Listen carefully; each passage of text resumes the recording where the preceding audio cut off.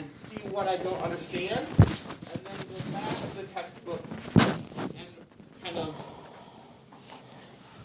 get further information from the textbook. Okay.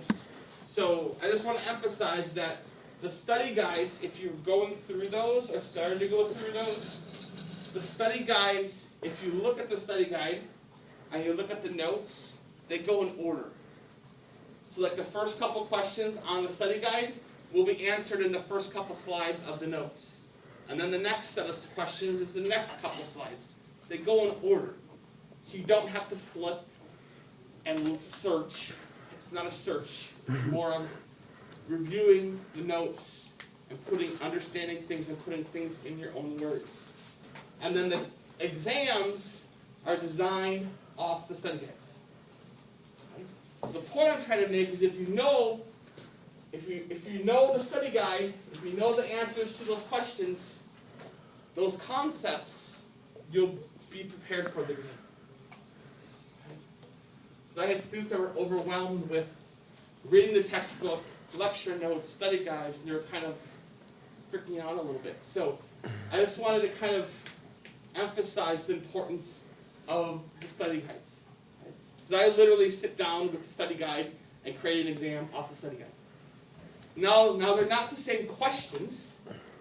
So that's another point I want to make. The chapter study guides, like for example, you can pull one up, but there's a series of questions, right?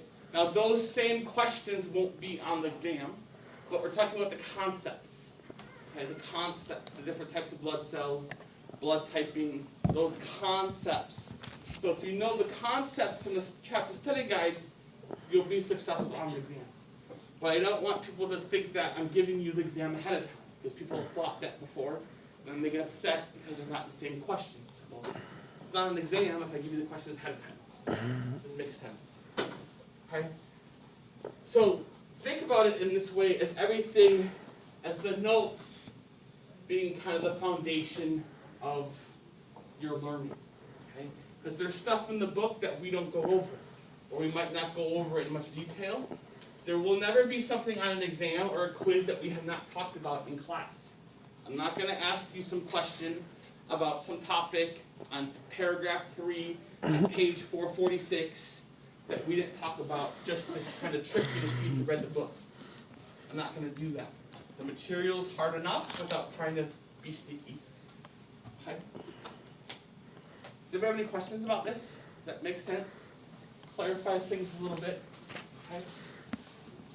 So those study guides you should kind of be doing over time. Some people just like to look at them and then they go through their notes and they highlight the answers. Other people will print them off and then they'll handwrite the answers in the column, like in the margin. Other people will make space in the Word document and they'll type the answers.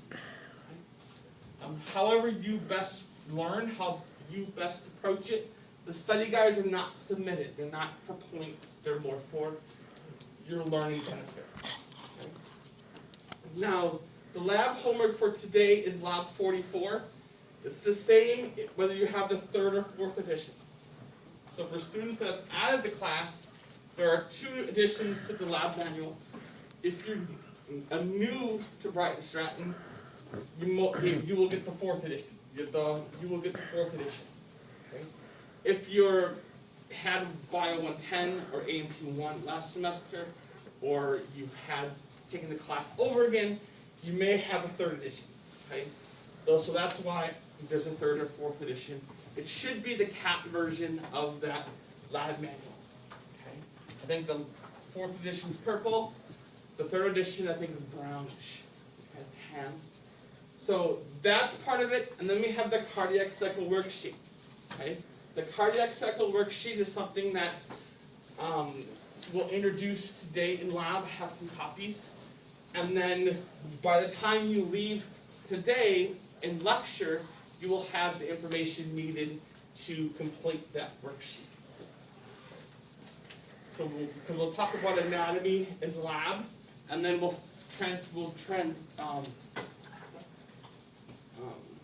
transition to physiology in lecture. So by the time you leave today, you will have we will have completed both heart anatomy and heart physiology, and you'll review those concepts in that cardiac cycle worksheet. And then next week, you complete your cardiac cycle worksheet, and you upload those two things to the Lab 2 Dropbox. Okay?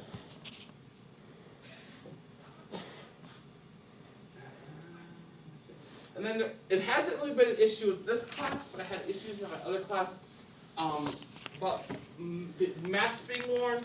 So it is a standard state mandate. We should be wearing masks. I know sometimes you have to pull it down to breathe a little bit better and things like that. But I've had students that have come into classrooms and they're all huddling together. They're like literally 2 feet away from each other and they don't have masks on. It's just, I have a family, you have families, we all want to be healthy. Because if somebody gets sick in here, we're probably most likely all quarantined. And that just creates problems, and we might have to go online, and then it just snowballs out of control. So I want to promote everybody to be healthy, and that we stay on campus. So that's why I kind of wrote that spiel. And then no food or drink allowed in the lab. As long as, because I had students on my Monday night class that came with their dinner to lab. So we didn't have that. If you have drinks, you just kind of close cap and put it down below. That's okay. If you have something that's more open container, it has to go in the closet. Okay. So that's just kind of basic stuff. But during lecture we can. Right. And if it's closed cap, I have brought a soda today, because talking with a mask for 3 hours is rough without anything. So if you just take a drink and put it away, that's okay. But it was just more. I had a couple of students that they brought big bags of Taco Bell to the house. And that's not good. Okay. So it's just within reason. Okay. Any questions about any of this stuff? Okay. Can you turn up the heat in here? Can I turn up the heat? Is there a way for you to adjust it ever? I don't know. Okay. Sorry. It's okay. It fluctuates. Yeah, it does. I have no control over it, so. That's okay. And even if they change it, I think it still has a mind of its own a little bit. Yeah. It doesn't always fluctuate. That's they might all not right. even have the heat on. Yeah. Might be a little early for that. But, okay, so if you have any questions about this, you can let me know. And I'll send out, so after this week, over the weekend, early next week, I'll send out the reminder for week 3. And I just send out the reminders. Also, if you want to, if you just added the class, here are the instructions to how to submit an assignment on Blackboard. There's a video included, as well as written instructions if you're not familiar with that. And then here on October 9th, we have that first lab quiz. Okay? So the lab quiz 1 study guide is posted, and it's here. Okay? I think it's actually 30 points. But it gives you a list of what you should be familiar with for that lab quiz. Okay? So it goes through, we talked about blood, so different images of the blood that are included in this document. Okay? The characteristics of the different blood cells, the different white blood cells have different shaped nucleus, they have different functions, so that could be a matching type question. Blood typing questions, similar to what was on the worksheet activity that we did in class. And then you have heart, which we'll talk about today. So there's different heart images. Blood flow through the heart is going to be a major concept we do in lab today. What's the route of blood flow through the heart? And being able to put those structures in order. Okay? Electrical conduction system we'll also talk about today leading into lecture. So it kind of gives you an idea of what to start studying for. And then next week we'll talk about blood vessels, blood pressure, there's a case study. So you can kind of get an idea of what's going to be on the quiz. Okay?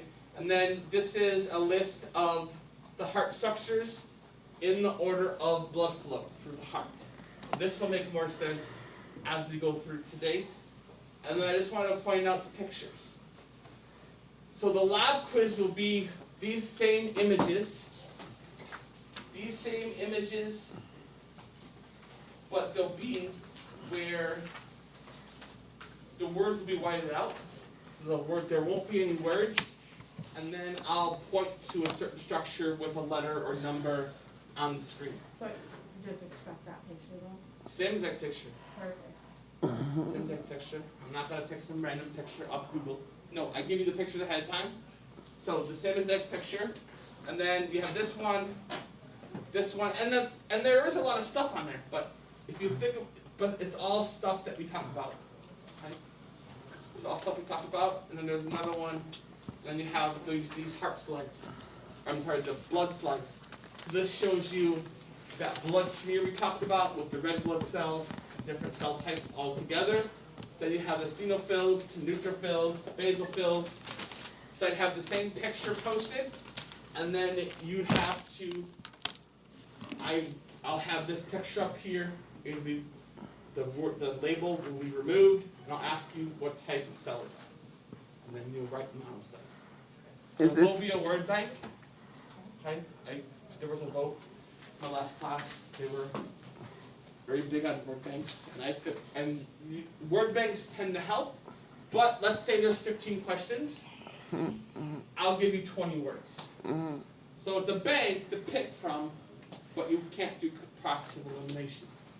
So at least we know how to We're spell. still gonna do process. Yeah, so it'll help you a little bit. But I figure if you're lost, you're lost. It's not going to matter if you have a word bank or not.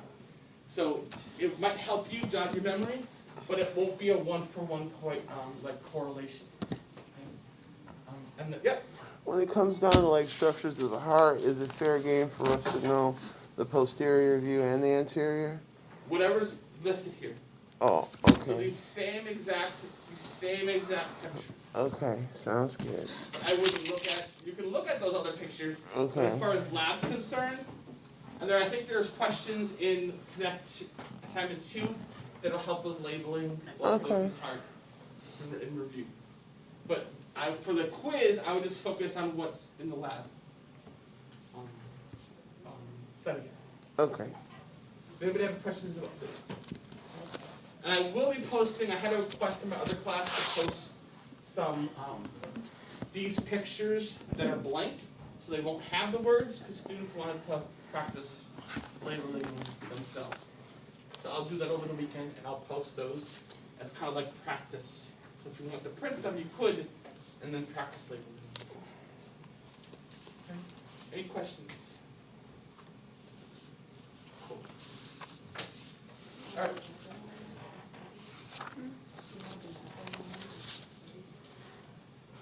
Okay, so last time we talked about blood, okay, and I want to just point out, so you have these learning this, for those of you that just added, this is the exam review guide.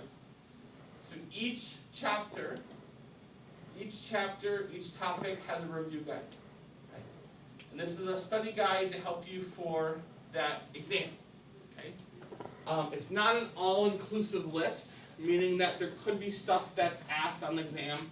That's just kind of a disclaimer, in case something shows up on the exam that we didn't stress as much as other things. Okay? It kind of prevents you from complaining about the exam. So chapter 18, you just go through these questions, and the first couple slides of the notes, you'll find the answers to these first couple questions, and it just goes in order to help you review the notes. And however you want to approach this is based on what you feel comfortable for yourself. Okay? So you can have different approaches with that. The science tutoring and the general tutoring, those schedules they're being developed. So I would think by next week they'll have those schedules out. And then science tutoring is in room 5. They have different hours throughout the week, and it's a walk-in service. Okay, so let's say you have a break in between classes, and you want to review blood typing. You walk in, you be like, I'm in Biology 210, AMP 2 with Mr. Larson, and we're talking about blood typing. Can you help me review? And there's instructors in there that will help you review blood typing. They'll go through the concept on the board. It's a walk-in service.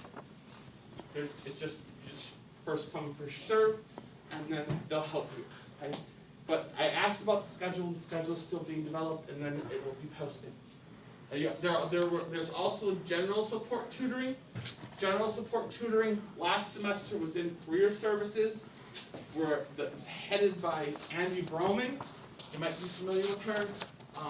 She does a lot of the general tutoring support, math, English, things like that. But she will also be helpful with proofreading things and that kind of stuff. But once I get that schedule, I will post that schedule to Blackboard as an announcement, so then you have access to that, so you know where the different services are at the different campuses. Because even if you don't have classes at Bayshore, and let's say you live in that you live closer there, you can go to tutoring. Nothing says, there's no rule that says because you have classes at COSA, you only can go to tutoring at COSA. You can go to tutoring in Racine, if you live in Racine, at the Racine campus. But typically Racine campus has less tutoring available than the larger campuses. So that is an option as well. And I also wanted to point out we have these learning resources. So these are videos that we don't watch. We're going to watch one in class to kind of review what we talked about with blood. And then we're going to watch another one to kind of introduce us to the heart. And then to kind of show you what these videos look like. But these are all just for your own learning benefit.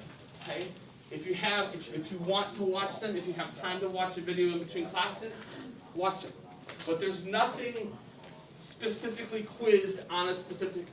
There's not going to be an exam question based on specific information in this video.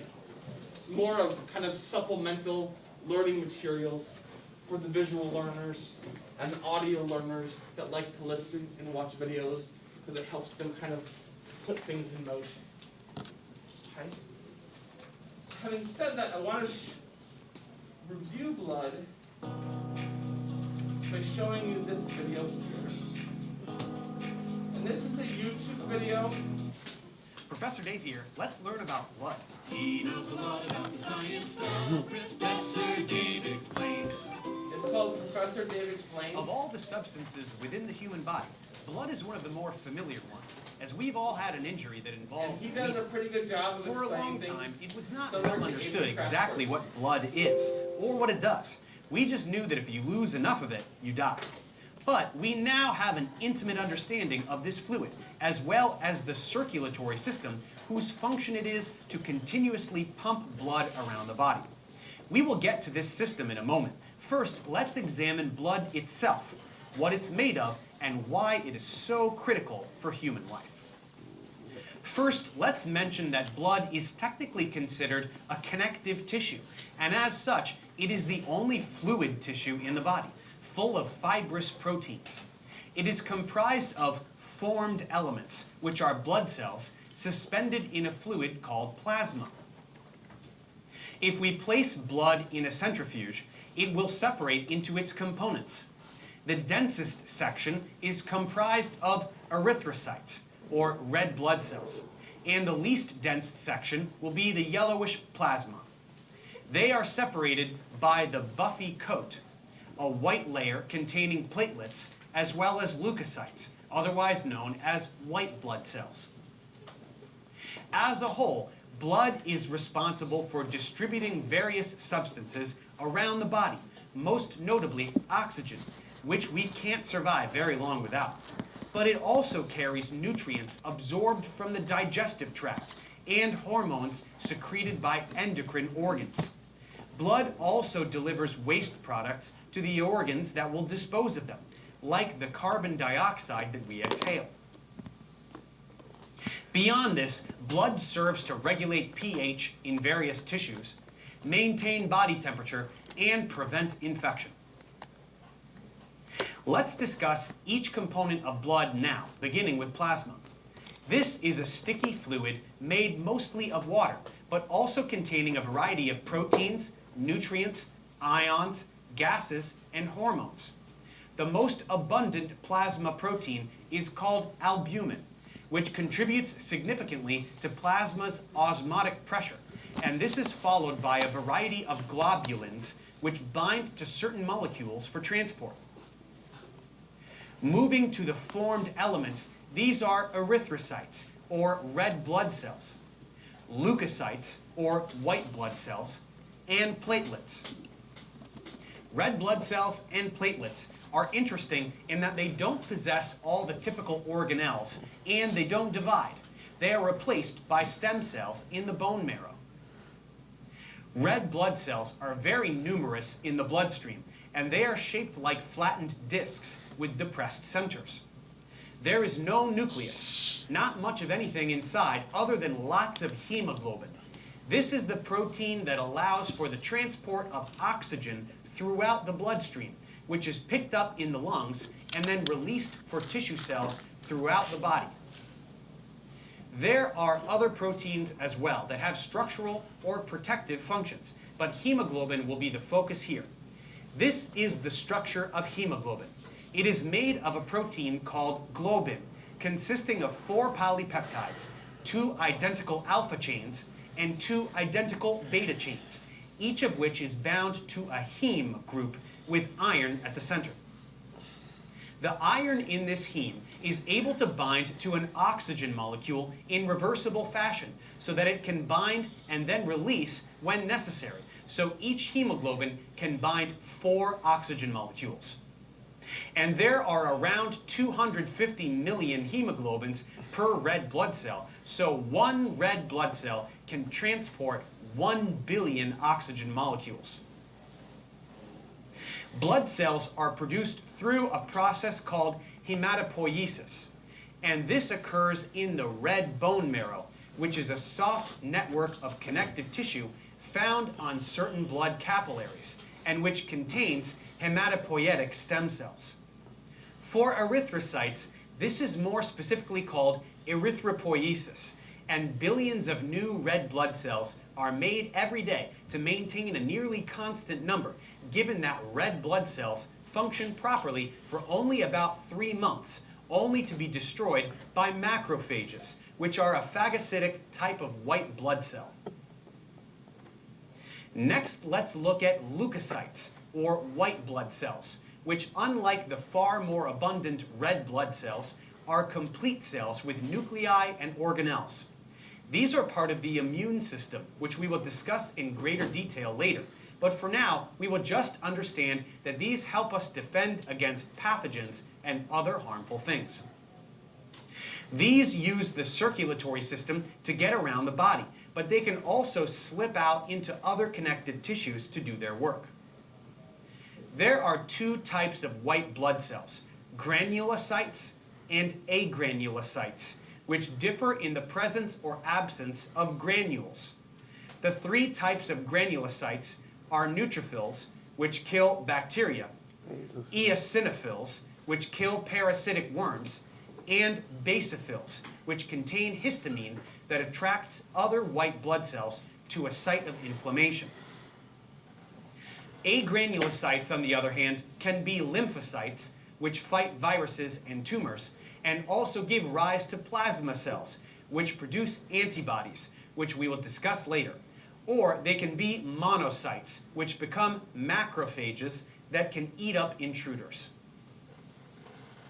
Leukocytes are produced by leukopoiesis, which is stimulated by certain chemical messengers. Lastly, we get to the platelets. These are fragments of large cells called megakaryocytes. These fragments are essential during blood clotting, which happens when blood vessels are damaged, as platelets can plug up any holes or tears to seal things off. They flow through the bloodstream in an inactive state unless needed, dying every 10 days or so and constantly regenerated. Megakaryocytes form due to repeated mitotic cycles that do not perform cytokinesis. So the result is one huge cell with a multi-lobed nucleus. This then presses against a sinusoid, and its extensions burst to release the platelets. These platelets are important during hemostasis, which is the process by which the body will stop bleeding through vascular spasm. platelet plug formation, and then coagulation, or blood clotting. This essentially means that where there is damage to a vessel, smooth muscle will contract, platelets will plug the tear, and a protein called fibrin will form a mesh to patch everything up. Once the vessel has healed, the clot is removed through a process called fibrinolysis, so that there is no blockage in the vessel. So those are the components of blood. We can look at a diagram like this one to see how these arise during hematopoiesis. We can also briefly mention the different blood types that humans can exhibit. These are A, B, AB, and O. These have to do with glycoproteins and glycolipids found in the plasma membranes of red blood cells. A and B refer to two different agglutinogens that can be found in these membranes. So blood group A has one of them, B has the other, Remember the antigens AB has both, molecule and on O the has surface of neither. the red blood cell? This is important for blood transfusions, because if someone's body only recognizes A and gets blood with B, the new blood cells will be recognized by antibodies as foreign and destroyed, which can be fatal. So someone with AB blood can receive any blood, since both A and B will be recognized. Hence, they are universal recipients. And someone with O blood can give blood to anyone, since there are no markers to be recognized. Hence, they are universal donors. There are also Rh blood groups, which refer to agglutinogens called Rh factors. And for these, a person is either positive or negative. This is reported along with the ABO blood group by tacking on positive or negative to the end, giving us groups like O positive, A negative, and so on. And with that, we are familiar enough with the structure and function of blood that we can begin to examine the circulatory system as a whole. So let's move forward and do just that. Thanks for watching, guys. Subscribe to my channel for more tutorials. Support me on Patreon so I can keep making content. And as always, feel free to email me, ProfessorDaveExplains@gmail.com. Don't know anything more. But it gives you a good sense of these videos, and there's another one that I have posted for this week, focused on the heart, and he'll go through the parts of the heart and review, and he's got nice images, nice diagrams. He explains things in a way that are understandable, and something he may say might click with you different than how I explain. Okay, but it's a nice review, and there's other videos in that learning resources folder that'll help you review as you study. I got a question right quick. Yep. So when they talk about the 4 basic blood types, they're talking about A, B, and O. They're not talking about A negative, A positive, B So positive. 4 basic blood types, you talk about A, B, A, Okay. B, O. I was Well, confused. those are 4. Yeah. But then when you add the negative and It positive, makes it 8. 8, right. So You can have each one with negative and each one with positive. with the homework, will you grade it and let me know what the right answer is, or will you say which one? I mean, if you tell me which one is wrong, then I'm gonna know which one, how to make it right. Right. I'll Okay. give you some feedback. Good. Yep. Thank you. I'm sorry I sound like this. No, you're fine. So then if you go to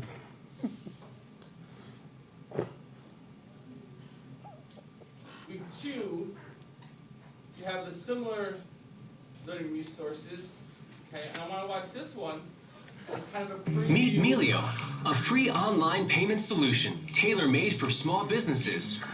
Your heart, that throbbing, beating muscle, is probably the most iconic organ in your another body. YouTube No other channel organ that's gets good. its own holiday or as much radio play, and you're unlikely to get a love note decorated with a kidney or a spleen or even a brain, which is really what rules the emotions. Don't get me wrong, the heart does some great things. Namely, it powers the entire circulatory system, transporting nutrients, oxygen, waste, heat, hormones, and immune cells throughout the body over and over. But in the end, the heart does not make you love. It doesn't break apart if you get dumped by your boo. It's not a lonely hunter. The truth is, the heart is really just a pump. A big, wet, muscly brute of a pump. And it doesn't care about poetry or chocolate or why you're crying. The heart has only one concern. To like maintaining 0.75. pressure. If you've ever squeezed the trigger on a squirt gun or opened a can of shaken soda, you've seen how fluids flow from areas of high pressure, like inside the gun or the can, to areas of low pressure, like outside. The heart's entire purpose is to maintain that same kind of pressure gradient by generating high hydrostatic pressure to pump blood out of the heart while also creating low pressure to bring it back in. That gradient of force is what we mean when we talk about blood pressure. It's basically a measure of the amount of strain your arteries feel as your heart moves your blood around. More than 5 liters of it at about 60 beats per minute. That's about 100,000 beats a day, 35 million a year, 2 to 3 billion heartbeats in a lifetime. The basic physiology of which you can easily feel just by taking your own pulse. I don't have a watch. Now that might not inspire so much poetry, but it turns out it's still a pretty good story.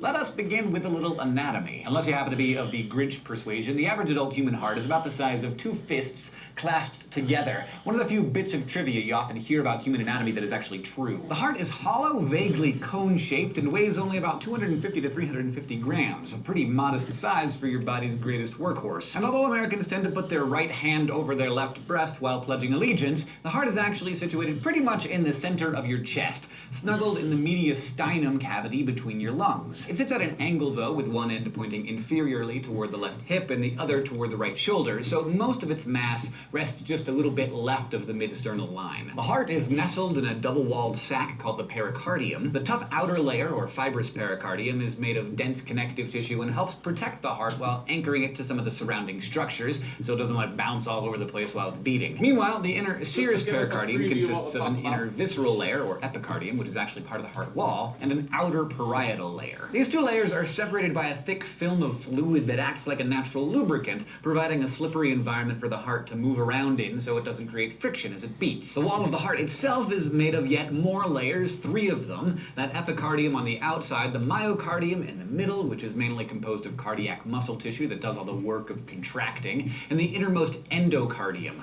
a thin white layer of squamous epithelial tissue. Deeper inside, the heart has a whole lot of moving pieces that I'm not going to pick apart here, because the really big thing to understand is how the general system of chambers and valves and veins and arteries all work together to circulate blood around your body. Of course, fluid likes to move from areas of high pressure to areas of low pressure, and the heart creates those pressures. Form, once again, following function. Your heart is divided laterally into 2 sides by a thin inner partition called the septum. This division creates 4 chambers, 2 superior atria, which are the low pressure areas, and 2 inferior ventricles that produce the high pressures. Each chamber has a corresponding valve, which acts like a bouncer at a club at closing time, like he'll let you out, but not back in. When a valve opens, blood flows in one direction into the next chamber, and when it closes,